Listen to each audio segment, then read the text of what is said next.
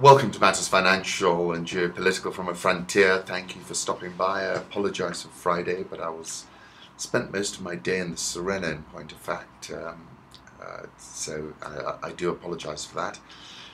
My home thoughts start with my little one Hannah, who's on Gmail, and I cannot explain or articulate my excitement around receiving my daily emails from my 8-year-old. And they are so lovely and sweet, and I'll put up a photograph of her in the waiting room as we waited to take off from Lewa to come back to Nairobi. I learned from the facts book on Twitter that the scent that lingers after a nice rain is called Petrichor.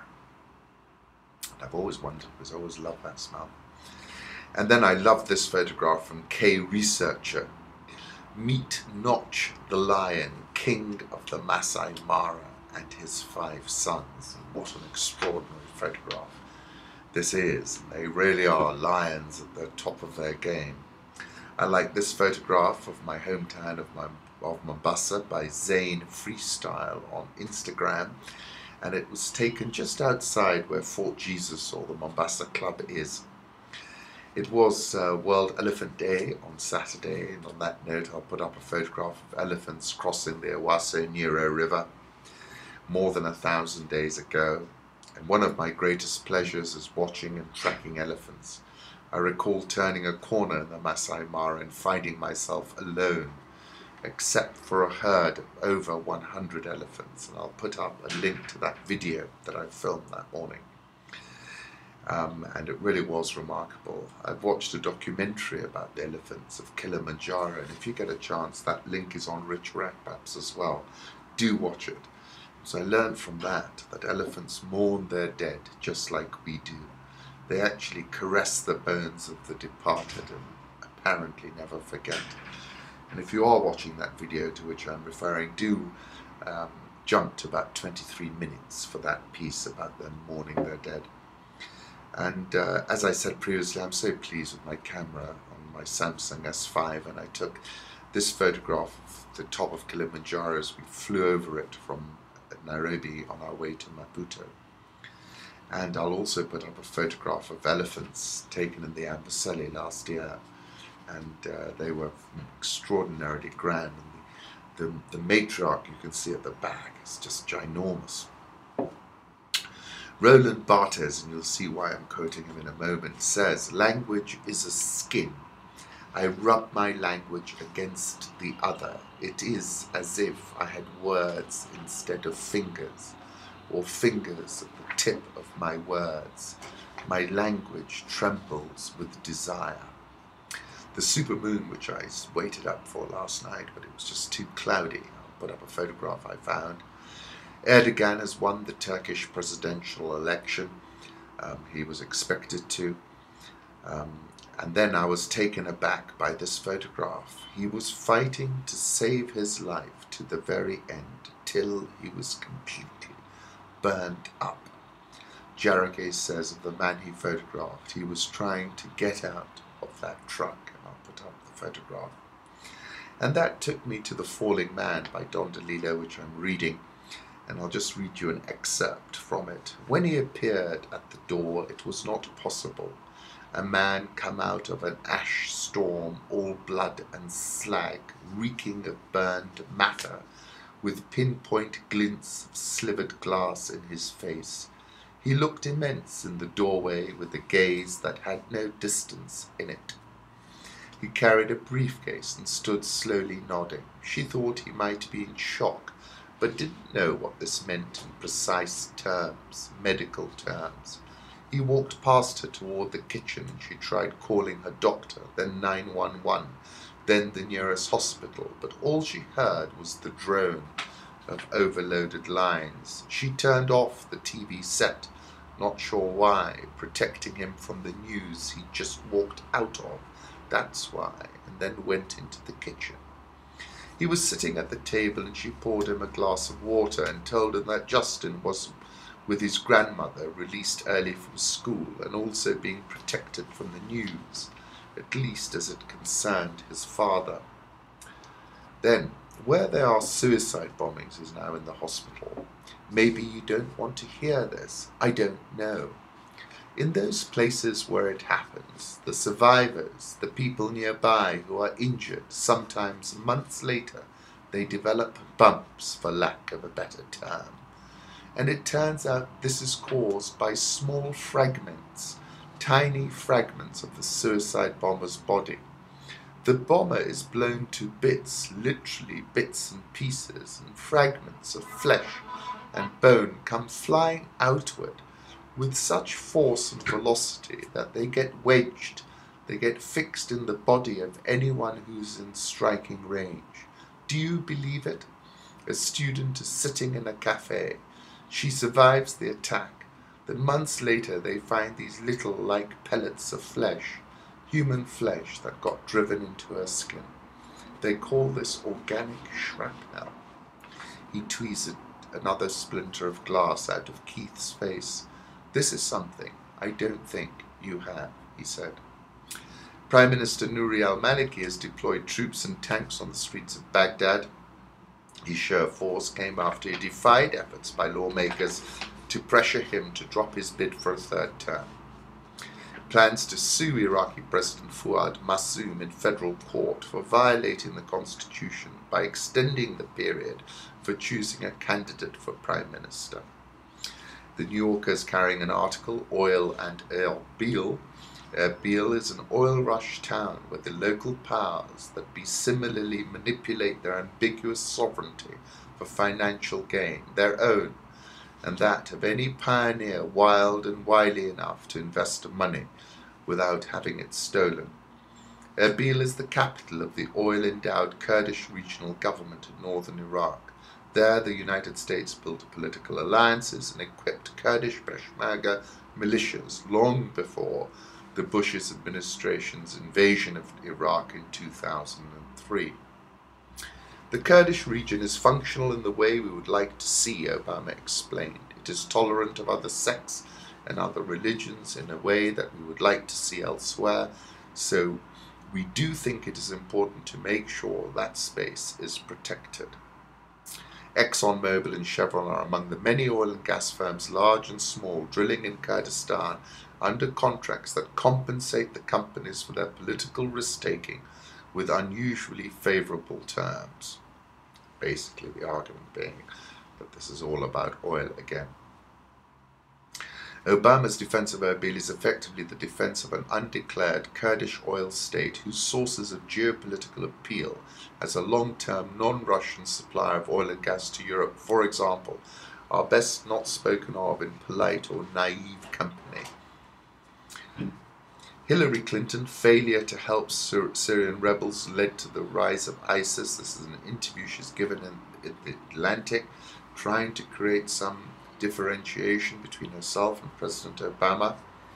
The failure to help build up a credible fighting force of the people who were the originators of the protests against Assad. They were Islamists, they were secularists, there was everything in the middle. The failure to do that left a big vacuum, which the jihadists have now filled, said Clinton. I'll put up a photograph of her and Barack Obama on the campaign trail in 2008. Very interesting piece in The Independent about tunnels, just why it took so long in a Middle East laced with barbed wire frontiers, walls and checkpoints for Muslim military forces to resort to tunnels remains unclear. There is, of course, nothing new in what Israeli Prime Minister Benjamin Netanyahu, with his usual facility for cliché, calls tunnels of terror. Tunnels have always provoked fear. The Romans were petrified of the tunnels constructed by the Jews in the great revolts in Judea and Samaria. Just why it took so long in a Middle East laced with barbed wire frontiers, walls and checkpoints for Muslim military forces to resort to tunnels remains unclear. Al-Qaeda's cave tunnels at Tora Bora stretched up to 15 miles through the mountains outside Jalalabad, and the success of Osama bin Laden's fighters in eluding their Russian and later US enemies may have been an inspiration for those who followed them in Syria, even in Gaza. The Islamic faith may have played a role, as bin Laden himself was well aware. The Prophet Muhammad received his message from God in a cave. Light and darkness are constantly evoked in the Quran. One Palestinian official in Beirut who remembers the weapons and makeshift rockets stored under the city during the 1982 Israeli siege believes that the introduction of pilotless drone aircraft used by the Americans in Afghanistan and Iraq and by the Israelis over Gaza drove fighters underground. Conventional armies like daylight. Guerrillas prefer darkness, he says.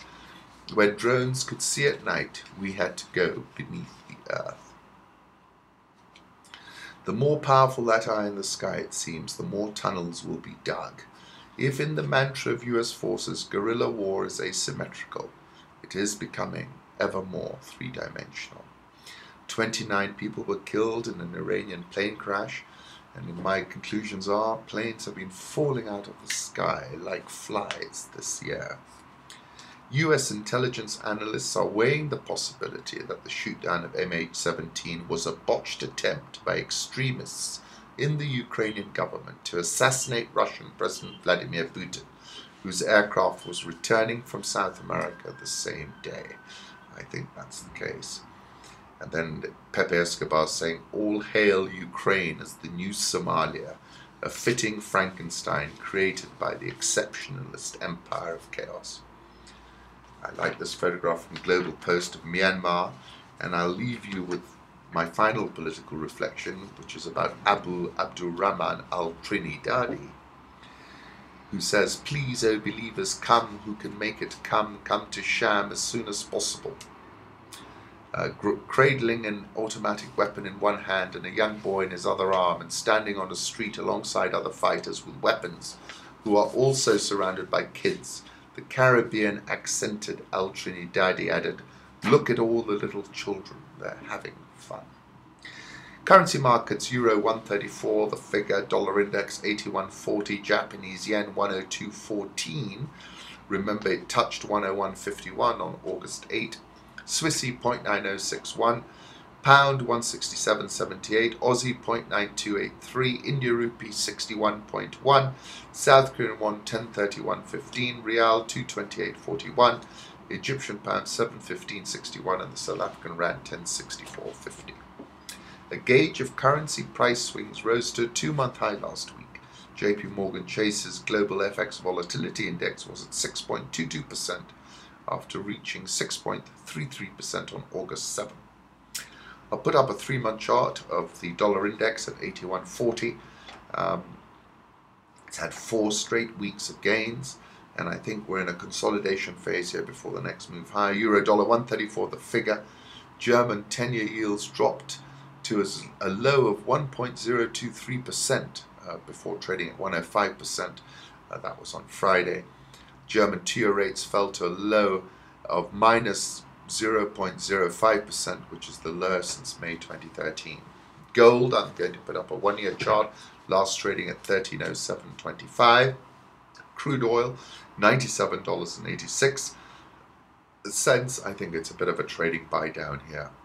I like this unique $2.3 million diamond and onyx pendant. This is Chanel. And I also like this baby Greek salad with beets and feta by the Wall Street Journal. The MICEX has lost 7.7% since Russia's incursion to Crimea in March and trades at 4.8 times estimated earnings, making it the cheapest measure among 21 emerging markets tracked by Bloomberg. And I too was looking to buy some Gazprom, which is trading at 2.5 times earnings. Sub-Saharan Africa. I like this comment from Jeff Immelt. From a business standpoint, this is the time, said Jeff Immelt. The growth is real, challenges remain, but they can be solved through innovation. To play, you have to show up. BG betting big on Africa, essentially. Very interesting piece in Forbes about Banco, Esperito, Santo, Angola, the Angolan story. In depth, explaining exactly what happened. Well worth reading. Francis Coppola, who we follow each other on Twitter, has done an extremely interesting article. on the whole scandal. And also I will upload a chart indicating the extent and complexity of Isabel dos Santos's business interests, which I found in this article. The South African all-share is up 9.54% this year. It's come a little bit off its all-time highs, but it's still above 50,000 rand. Firming up a little bit. Egyptian pound, as it's been for a long time, 715.61. Egyptian stock market above 9,100, up 34.429% this year. Nigerian all share up 3.0704% this year. Ghana Stock Exchange up 5.641% this year, but it's been on a losing streak. Gertler's oil company, this is Dan Gertler, says his Congo project has 3 billion barrels. And then I like this photograph. A South Sudanese model applies makeup during the Festival of Fashion and Arts for Peace in Juba. I like this photograph of President Kenyatta dressed as in a cowboy hat. And it took me back to Roland Barthes, who was a great student of photography. And he said, the essential nature of our subjective experience of photography is defined by an irreducible singularity. To experience time as a singular and unrepeatable event, every photograph is a certification of presence. And I thought, to me, that's a great statement regarding the cult of the selfie. I want a history of looking, or the irreducibility of the emotional experience of looking at photographs. Talking of the spectrum, the experience of being photographed, the spectator, the desire and emotion aroused by the act of looking at specific photographs. On that note, I put up a link for one of my favorite songs of late, which is Everybody's Talking. This is Nielsen Schmielsen in Midnight Cowboy. And then another photograph, which is the president being received by Michelle Obama. And this was, these two photographs were the centerpiece of my piece over the weekend, where I was essentially saying that I felt we've now reset relations with our important partner, the US. East African Breweries released full-year earnings on Friday. I did an interview, which is linked on the website, with the CEO, Charles Ireland. Full-year net revenue was up 3.776%, full-year profit up 5.157%, full-year earnings per share down 3.85%. Kenya, which is 65% of sales volume, declined 1%. Uganda, 18% of net sales volume, saw 13% growth. Tanzania down 1%. Export markets, which are 7% of NSV, accelerated 50%. Tuscaloosa up 17%, Guinness up 20%, and we already knew that senator volumes had cratered, so these were the very fierce headwinds that EABL had to get through, and when you look at it all in the mix, I thought those were very solid results. I'll put up a link for the interview I did with Charles after that earnings release.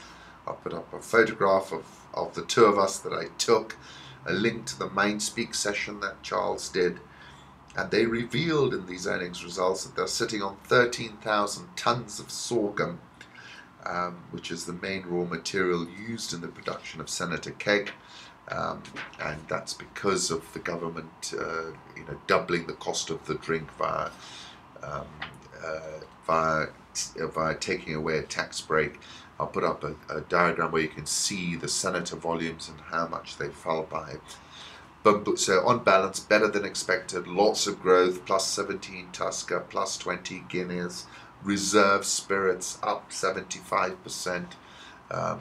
Really, lots of pockets of strength, which were hidden a little bit by the performance of Senator. Bamburi reported first half profit after tax declined 28.06%. Turnover, however, was up 9%, but on balance, earnings per share down 27%. The extraordinary thing was they made 4 shillings and 38 cents earnings per share, but they're paying out a 6 shilling dividend.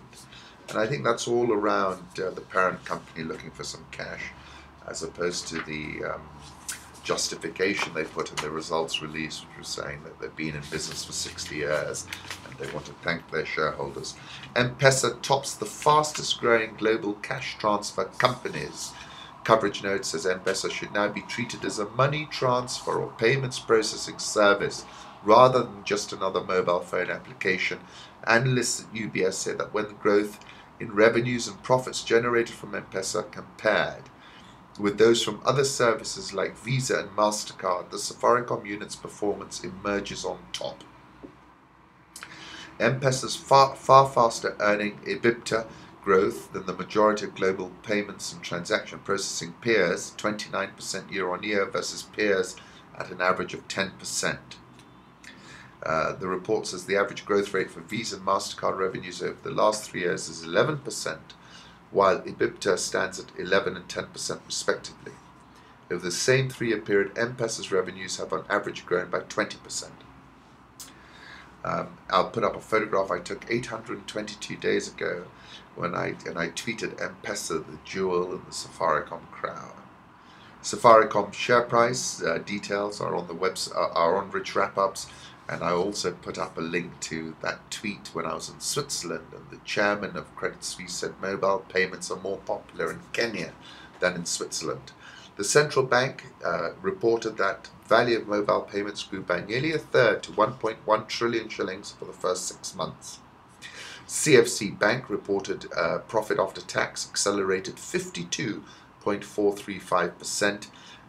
This is a cheap share, trades on a trailing PE, with single-digit trailing PE, and I think it's an extremely attractive share. Kenya shilling nudging against the 88 mark, but just below it for now. Nairobi All Share fell 0.83% on Friday, remains 13.0845% higher this year. NSE 20 retreated 0.15%, but it's been above 5,000 for 3 consecutive sessions now.